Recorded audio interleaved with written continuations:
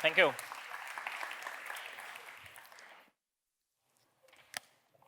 So hi. Oh, that was definitely icebreaker, right? Okay, it's stable. Great. Okay, so hey again.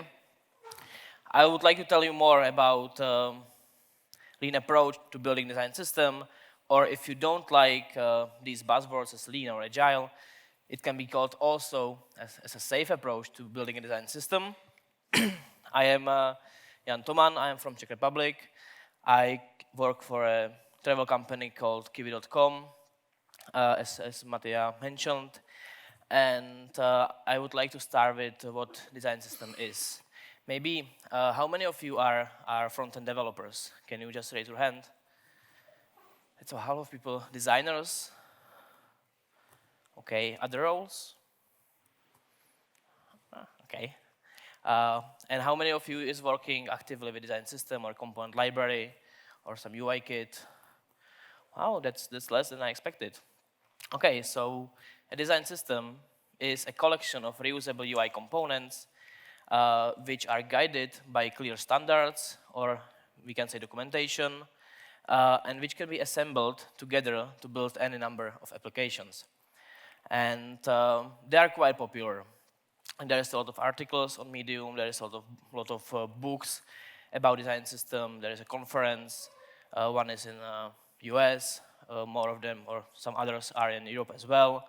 And for example, these 5 books were released in last 5-6 months, but there is even more book. Maybe you heard about Atomic Design from Brad Frost, who actually explains the smallest parts of design system.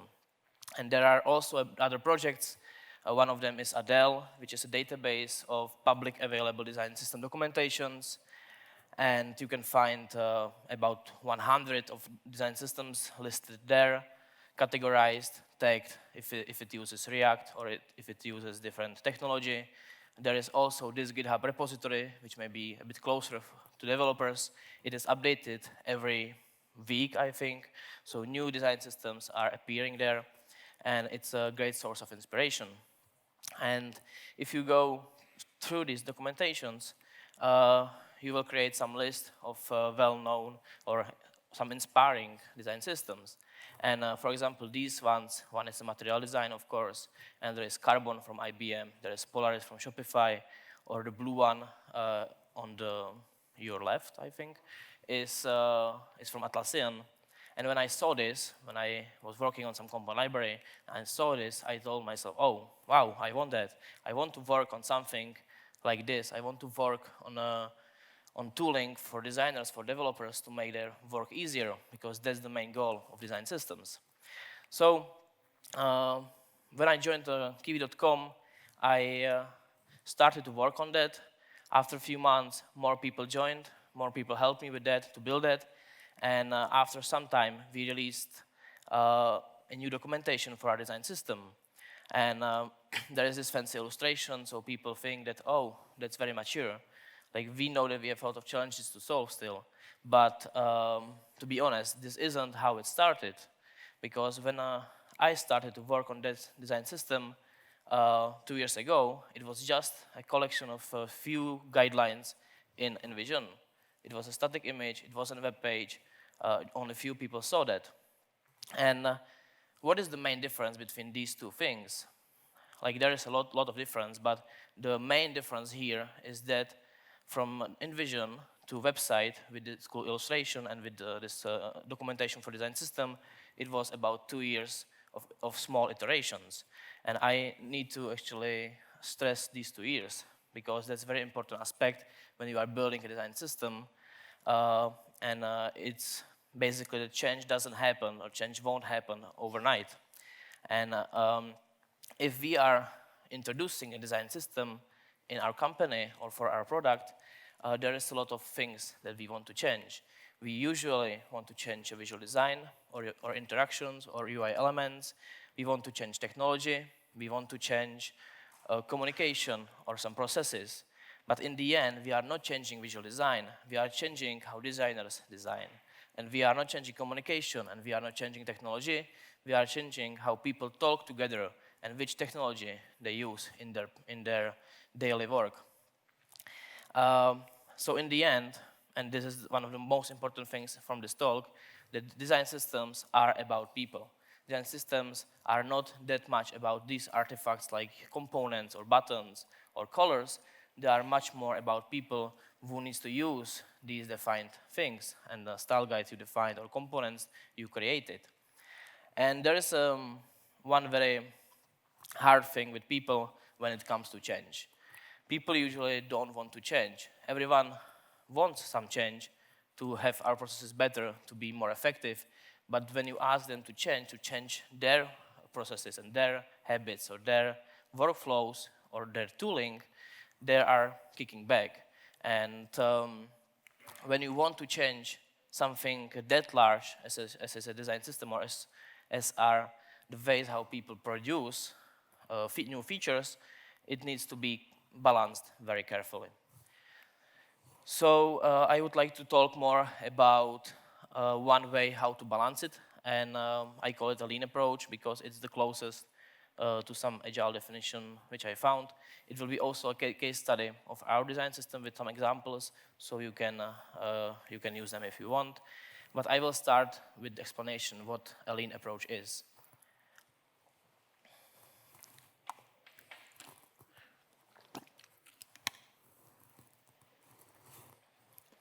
You know, this was iteration.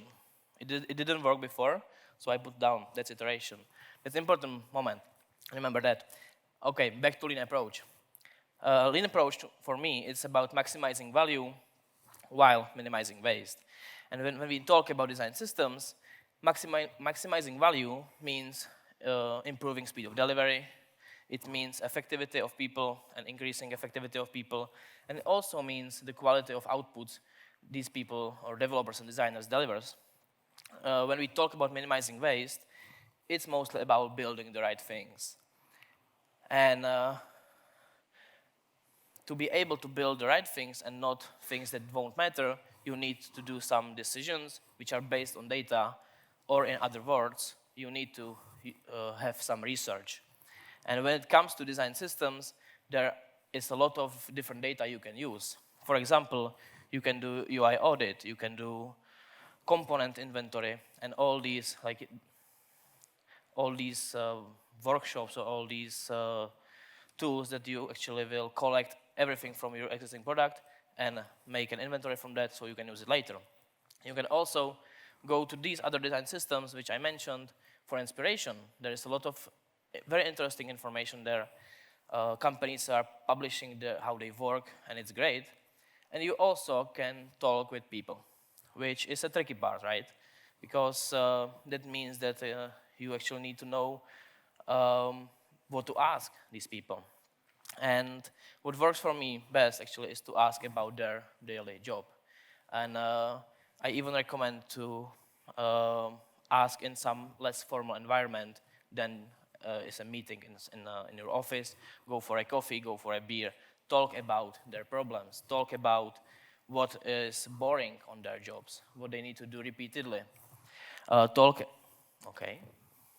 about how they work together with different roles.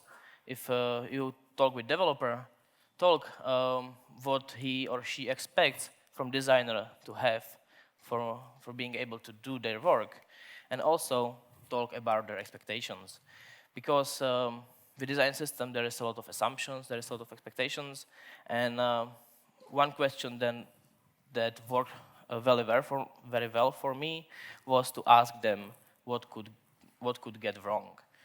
What will be the issues when introducing component library or design system or style guide? And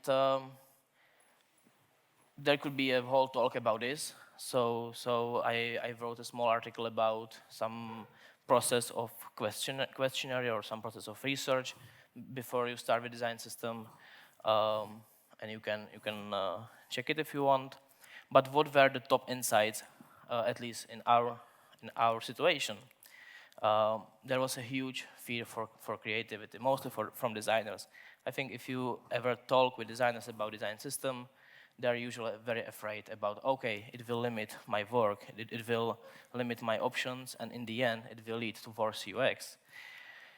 There were also a lot of tools. There was a Figma, there was a Sketch, there was different frameworks. Some people use Bootstrap, some people use Material Design.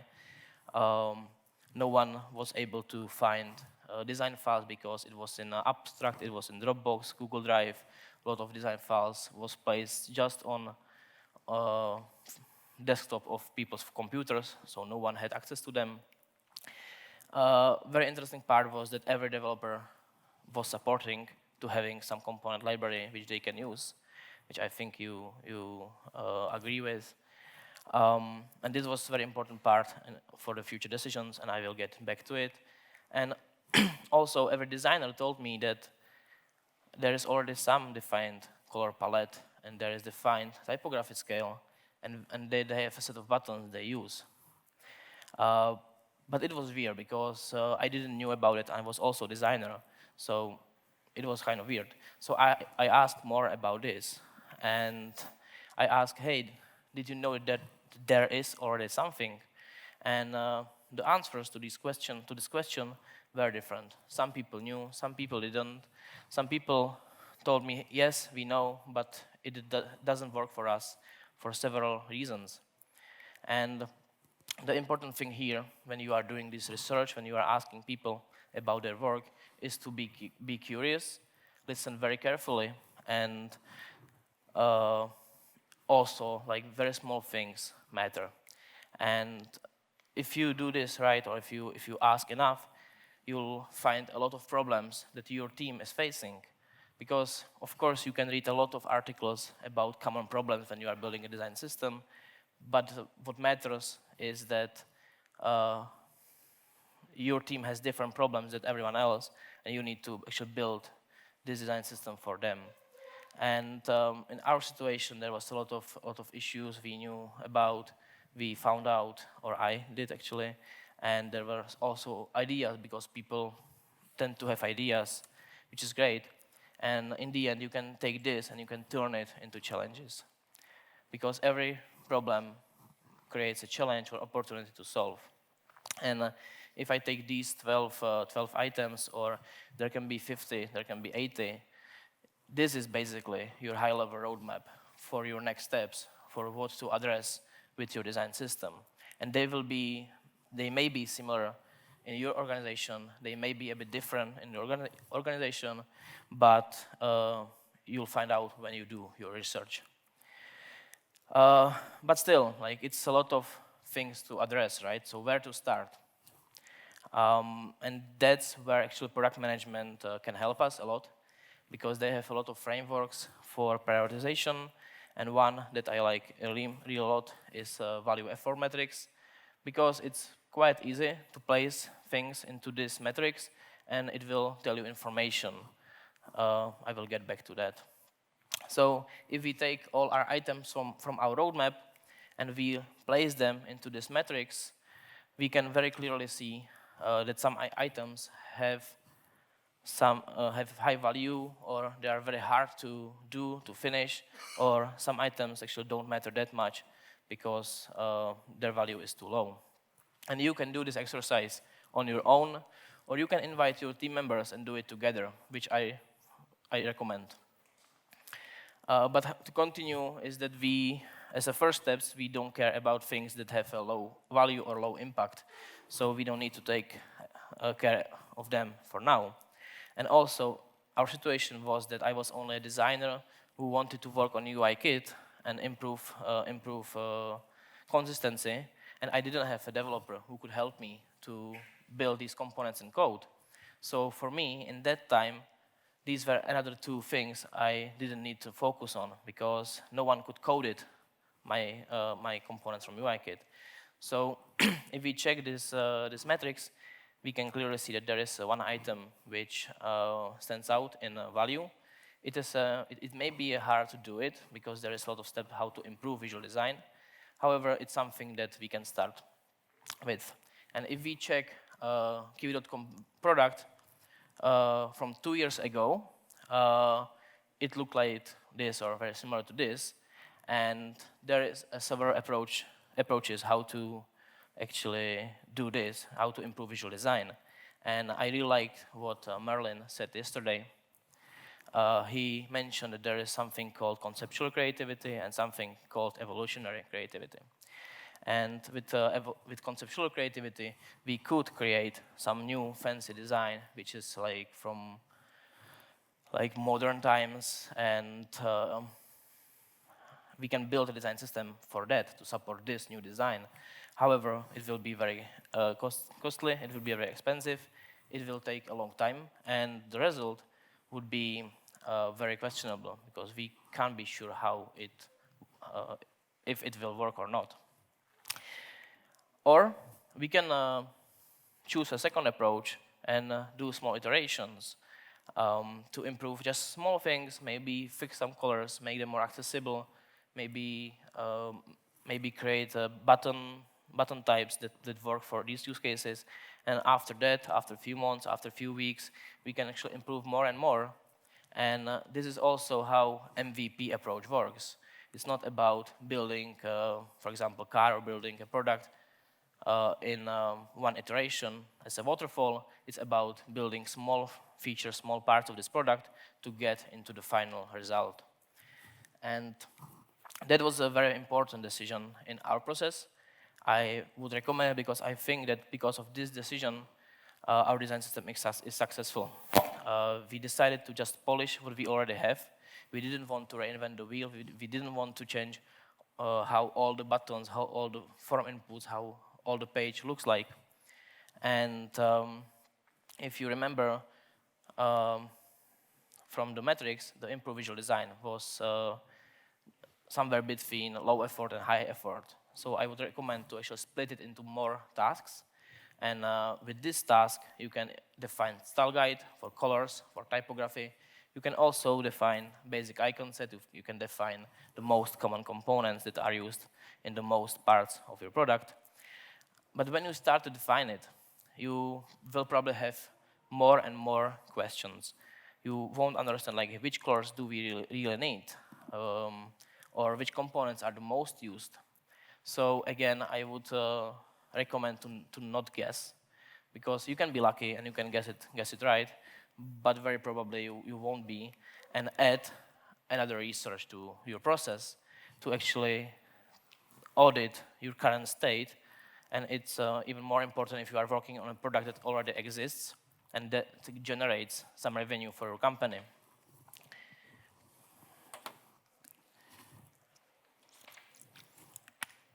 And if you look on this, let's say 6 tasks, we can see that there are 2 phases. And we are getting back to lean. There is a research phase and there is a design phase. And clearly, you have something you can start with. You can start with the audit of colors or typography. If you remember from our research, we found out that there already is some color palette. There is some typography that designers had defined. So this is one source for this audit. Another source, which may be closer to you as developers, is actually to analyze current web page, because what is on production actually matters. And for example, in our situation, this is a list of colors from our production, and there were a lot of different variations. So these are data you can work with. Also, for typography, if you analyze CSS, you usually get every number for font size from 7 pixels to 36 pixels, usually. So it doesn't work that much, and it will give you data, but it's very hard to work with this data. So what works for me usually is actually to go through the main flow of our product and to list all the styles that are used on these screens. The same thing can be done with icons. Just use all the icons which are on your website. And from research I did with designers, I found out that actually they are using material design set. So for me, that was information that in the first iteration of UIKid, or in the first iteration of our design system, we need to use material icons, because I didn't have another UI designer who could create a specific set only for us. So why not use something which is free? The last part is that last part are buttons or components in general. Designers mentioned that we already have some button set, or one designer had button set defined, no one knew about it. This was a situation in our product. We analyzed again the main flows of our booking flow. We analyzed our mobile applications, and we find out a lot of variations. And again, these are data we can work with, because from this we can see that we need a primary button and we need secondary button, and so on. So that's research. That was the easy part. And actually doing research like this, it's not for weeks. It can be done very quickly. Auditing colors, it can take about few hours in one day. Auditing components can be a workshop for few people, like half-day workshop or something like that. Of course, there is some preparation, but it doesn't need to take weeks. It just needs to give you some information you may use. Design. And design is easier when you have data, because you have something you can actually relate to. You have something you can use. And in the end, you can take all these data, all these typography styles from web page, from defined typography set or from color palette, and you can make it simpler. Because usually it can work with much less colors than is defined. I personally don't like these palettes that have all colors or all color shades from 0 to 900, but it depends on your use case. It's the same with icons. If you remember the image from our research, there were about hundreds of icons they used. If they needed a new icon, they went to a material.io webpage, they downloaded the icon, and they used it somewhere. With this, we just took all the icons that are on the main flow, and we put them in Sketch, so they had them available. The same was with buttons. We started with very simple variations of our buttons. Just two types and 3 sizes. So it's done, right? We have it designed, so everyone has it and everyone can use it. But with lean approach, there is actually another step, and it's validation. And this is a very important step. And because we decided that we won't change the whole flows of our product, we won't redesign everything, and we will just polish some of our styles, we didn't need to do some big user research if we didn't break conversion or something like that. We just asked our designers if it works for them. So everything what I did was actually to apply these new defined styles, new colors into current product. I screenshot everything, I put it into InVision, and I send it to designers and to product managers to check if everything works there. And for me, it wasn't important if we have like 4 shades of colors for our product brand color, or if we have 6 of them. For me, it was important that it works. And it was even more important to actually give people control, so they actually can decide about how this design system will look like. Because if people are working together on that, it's more common that people will actually like it, and they will continue in using that. If it didn't work, I said, okay, that's totally okay. Like I know that it's not perfect. Let's iterate, change it, and ask again. And with all this, it seems that it can be done because it was validated. There was some research and everything. However, there is one thing. If you remember some answers from that research before, some people didn't know that something like this exists, and there is an UIKid they can use. And I needed to be sure that this won't happen again. I need to be sure that they will use what is prepared. And that's the hard part, actually. That's the communication part of the whole design systems. However, yes, basically this is a key to success. Communicate everything. Communicate every small thing. If you are not sure, ask people. Take them with you to some pair design session or pair programming session, and then put it into channels they are already using. In Kiwi, we use Slack, probably as everyone else.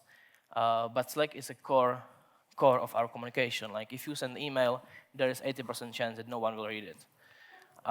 So I created a channel which was called UIKid by then. It's called differently now, but that doesn't matter. And I invited everyone from my research to this channel. So they would receive a notification when something happens there. It was designers, it was developers. I invited also product managers who were interested in this activity, and some other people who liked what I was trying to do. And with this first version of UIKid, I wrote this long message, which I'm sure like half of the people didn't read. However, there were a few parts. One important part here was a version. So this information actually told everyone, okay, so there will be probably version 0.2, so it's not one-time project. This is very important. Another information there was how to install the whole thing. And the important thing is to actually to lower the barriers for people to use it. And because we decided as a design team to use abstract for our version control, there is this feature which shares the UI kit to all of the projects. So they actually didn't need to do anything. They just opened Sketch as they were used to, and the UI kit was there for them. Also the list of current components. But the most important things, which I repeated to everyone all the time, was to actually try to use it and break it. People don't like changes, but they like to break things. So it was just a signal from me that I know that it's not perfect. I know this is ready to change, and it is ready to adapt to their needs. Also, the last part of the message was actually info about next version, which components will be there, what is planned, and again, encouraging people to find the limits of that so we all can tweak it and improve it to make it work. With this, there is another part. Like if you do this, and people will try to actually ask, hey, this doesn't work for me. Can you fix it? There is a bug. All this. You need to be very quick in reactions. If there, like in our cases, there was a bug with button in Sketch, and it meant that no one can use it. For me, it meant that I need to stop doing everything I was doing, spend 5 minutes in fixing this bug, and release it again. And ideally, tag the person who actually reported the bug, because for them it was a signal that I am there for them, and then my work here and my mission here is to support them, and they can count on me. It was also about giving control to people, to designers, to developers, because I didn't care if the next element or next component in UIKit will be input, or it will be card or model. I just wanted to have everything there. So I let them vote it, and it was quite obvious. They thought that they need form inputs, so who was I to actually say, hey, you don't need them? So I implemented form inputs as the next step. But communication with designers and developers and with people who are in the end using design system isn't the only part you need to take care of. You need also think about higher management, about people who make decisions, people who are budgeting stuff, people who are giving you resources. And in Kiwi, we have this weekly design report through InVision. For me, it was just another channel I need to use for informing people, for raising awareness that there is something happening. So when I created some easy guidelines or simple guidelines about colors, I just put it there. I'm not sure if someone actually read it actively or not, but it actually, like consciously, they definitely saw it. So it could help me in the long term. And in the end, it's all about getting trust. Getting trust of people you are working with, getting trust of management. If you have this roadmap, people may have a feeling that you have it under control. And if we then check to this roadmap to check what happened, when we decided to improve visual design, with every component, we finished it for a bit. But what was interesting, that it wasn't just about this one task. It also affected different challenges we wanted to solve. Because with UIKit, onboarding for designers were easier. We also make it easier to contribute to different parts of our product, because everyone worked with the same library. But you can't improve visual design on it. You can actually finish anything without implementation.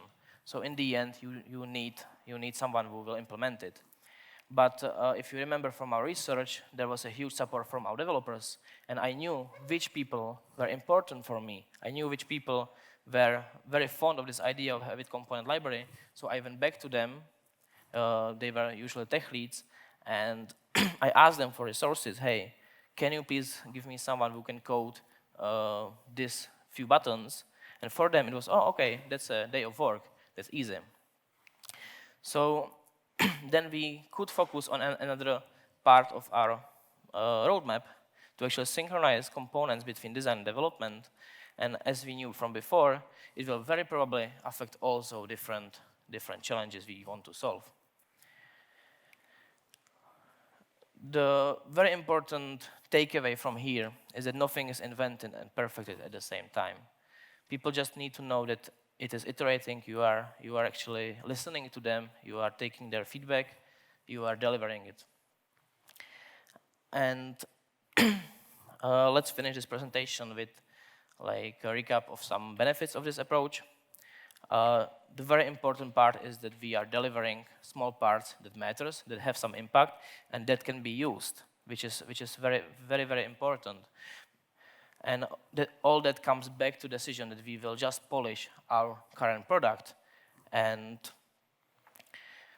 in the end, or in practice, it meant that if we introduce a new button in UIKid or in React for developers, they could take it and use it in their next project because it looked very similarly to what already is in the project.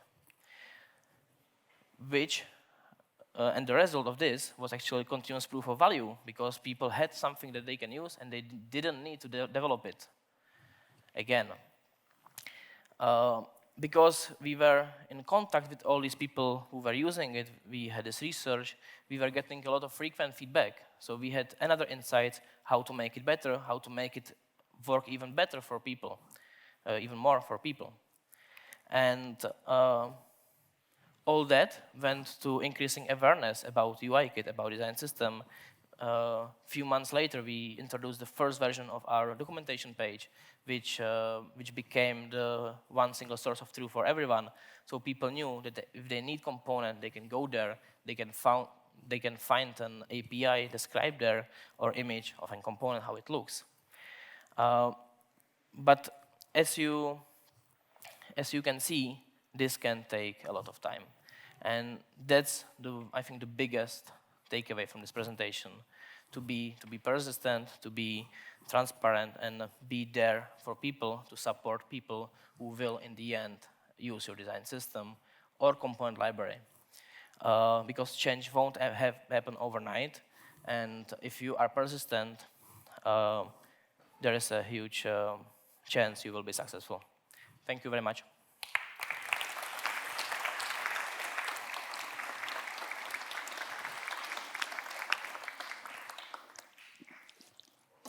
Are there any questions?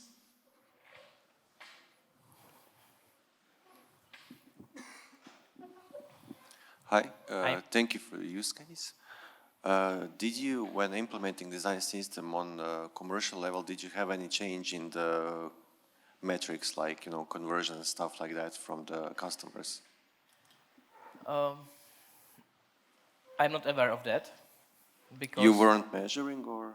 Yeah, we are measuring a lot of things. We have a lot of A/B tests in our main booking steps, but like when we started, we didn't change many things. We just changed maybe that how a button was rounded, or how or which color it had, or how it behaved when you hovered it, or with focus state.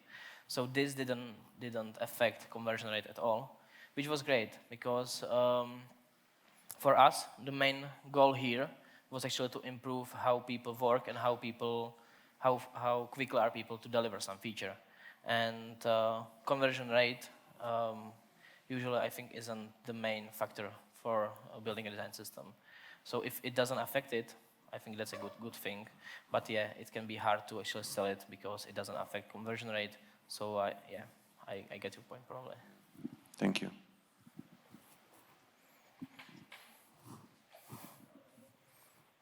Thank you for your talk. Appreciate it. Thank you. And I agree. I think conversion rate, maybe not the primary factor, but it's a developer experience. My question is, I've seen teams take a design system first approach, so they'll try to get the design system perfect and then build a product. Yeah. But it seems from your use case, you had a product and you slowly in small steps created the design system from it. Yeah, exactly. Which one, in your opinion, is probably the preferred approach and why? It depends, of course.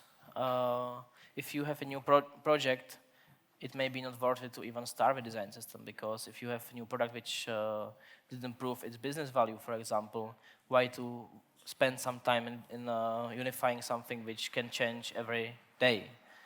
My experience is that there's a lot of people who already has some project, and then, as I mentioned, you have two approaches. You can do the whole redesign to create a whole new design system, perfect design system, and hope people will adopt it. There is a problem with that people, if you create a new buttons which aren't coherent with buttons that you already have on your product, no one can use them, because it would look weird. If you had all buttons, I don't know, squared, and then new buttons were rounded, it won't work together. So I prefer to start with small parts and actually not changing it much. What I learned is that in the end it cleans the UI, because you will introduce consistent spacing, you will introduce consistent sizing, and it will help with visual hierarchy and all these things, but slowly. So it's okay that everything's not 100% consistent in the beginning? For sure. Okay. That's why we iterate, right?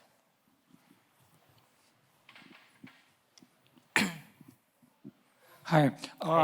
Was this just building this design part of components, or did your company also build, I don't know, React components that developers can reuse on different projects? Okay, if I understand correctly, you are asking if we have also React components. Yeah, or any kind of other system. Yeah, currently we have a huge component library for Sketch. We have part of this component library for Figma for designers, and we also have the synchronized component library in React. So everything the designer can find in Sketch can be found also in React. It looks same, and we also are starting with implementing React Native, which is still like very hot topic in our company, but we are moving into different technologies.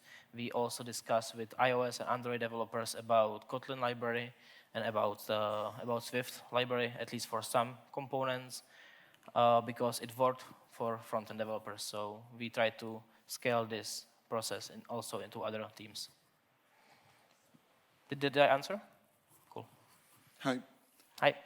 So a question, so your case was when you were working with a large team, or fairly large team, but in a case of a startup, for example, where you are basically wearing a hat of a front-end developer and a designer, but on an emerging product, how would you approach, or would you even start building a design system? And how would you approach building a design system where you actually cannot do a lot of research in-house with other people?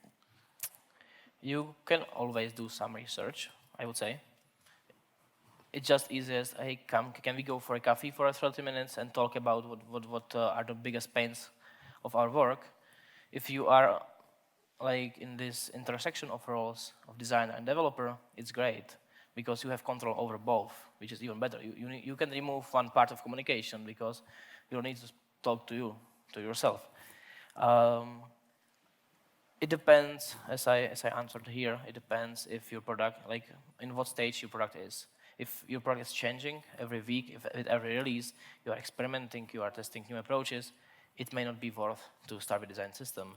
But if there are some parts of your product that became stable, from iteration point of view, from adding new features, there can be candidates actually to take something from them and put it into some separate library which can be used by other people. And you can, of course, start with just with your process. You can create a simple UI kit for Sketch. If you are working in Sketch or for Figma, you can create a simple UI kit or a simple component library in React or HTML. Depends on your tech stack. and then you can actually announce it to other people. If there is more front-end developers, you can create, hey, I made this work, and we all can use it. And you can start very slowly. It will probably take more than 2 years to adopt it for everything, but if you don't start, it won't happen. So.